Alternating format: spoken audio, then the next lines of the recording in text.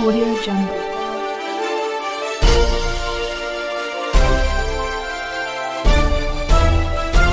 Audio Jungle.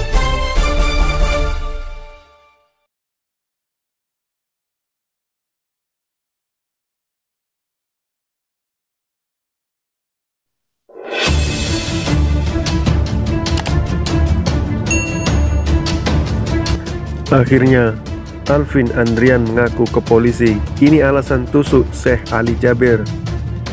Polisi masih terus melakukan pemeriksaan intensif kepada pelaku penusukan Syekh Ali Jaber, Alvin Andrian.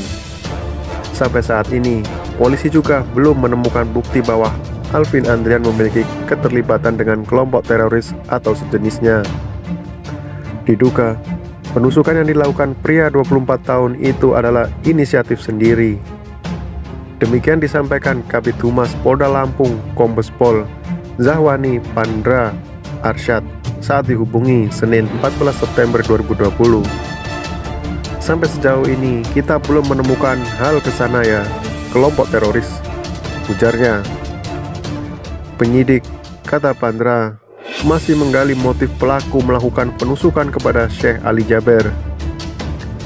Pandra mengungkapkan, saat dilakukan pemeriksaan, Alvin mengaku kerap berhalusinasi didatangi Syekh Ali Jaber, sehingga ketika mendengar Syekh Ali Jaber berdakwa di dekat rumahnya, pelaku langsung berniat melakukan penyerangan.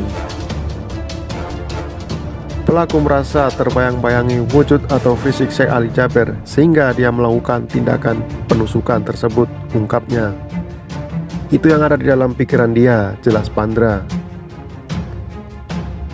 Alvin Andrian, pelaku penusukan Syekh Ali Jaber yang diduga mengidap gangguan jiwa, kendati demikian pihaknya belum sepenuhnya mempercayai pengakuan Alvin dan masih terus mencari pembuktian atas pengakuannya kepada penyidik.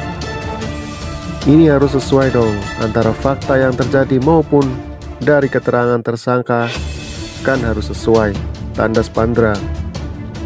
Sementara Rumah Sakit Jiwa atau RSJ Lampung belum menemukan arsip rekam medis Alvin Andrian dalam arsip selama 4 tahun terakhir. Kita sudah memeriksa arsip rekam medis hingga mundur 4 tahun. Nama yang bersangkutan tidak terdata, ungkap Kabag Humas RSJ Lampung David Senin 14 September 2020. Menurut dia, informasi dari kepolisian Alvin pernah berobat ke RSJ tapi tidak menjalani rawat inap. Informasi dari polisi ia pernah ke UGD, tidak rawat inap. Karena itu kita minta pihak keluarga datang untuk menjelaskan kapan yang bersangkutan pernah berobat. Bisa jadi namanya tidak terdata karena penggunaan nama panggilan, jelasnya. David melanjutkan, Minggu malam pihaknya mendatangi Mapolresta Bandar Lampung dan melakukan pemeriksaan awal terhadap Alvin. Belum ada kesimpulan karena baru observasi awal. Bicaranya juga belum fokus, mungkin karena peristiwa yang dialami sebelumnya, katanya. Untuk mengetahui kondisi kejiwaannya, ia harus dibawa ke RSJ dan menjalani pemeriksaan mendalam, tegas dia. Sementara Syekh Ali Jaber tak percaya pelaku penusukan terhadap dirinya mengidap gangguan jiwa. Menurutnya, saat itu Alvin Andrian menyerang dengan sangat terlatih. Saya tidak percaya dia gila. Cara memburu targetnya langsung ke bagian vital. Menurut saya bukan gangguan jiwa. Dia sangat berani dan sangat terlatih, ujarnya Senin 14 September 2020. Bahkan Syekh Ali Jaber meyakini bahwa Alvin Andrian merupakan tindakan yang terorganisir. Hal itu dirasakan Syekh Ali Jaber saat pelaku menghujamkan pisau ke arah dirinya. Kalau saya tidak bergerak, bisa saja pisau itu kena leher atau kepala saya, terangnya.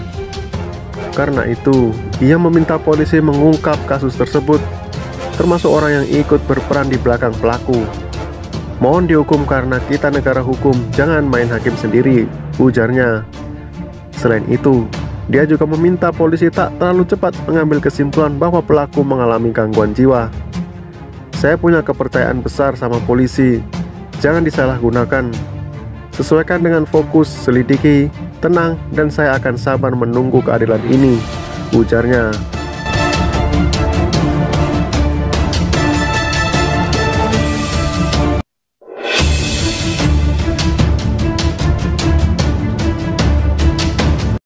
Akhirnya, Alvin Andrian mengaku ke polisi ini alasan tusuk Syekh Ali Jaber.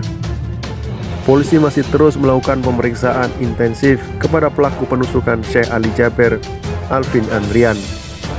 Sampai saat ini, polisi juga belum menemukan bukti bahwa Alvin Andrian memiliki keterlibatan dengan kelompok teroris atau sejenisnya. Diduga, penusukan yang dilakukan pria 24 tahun itu adalah inisiatif sendiri.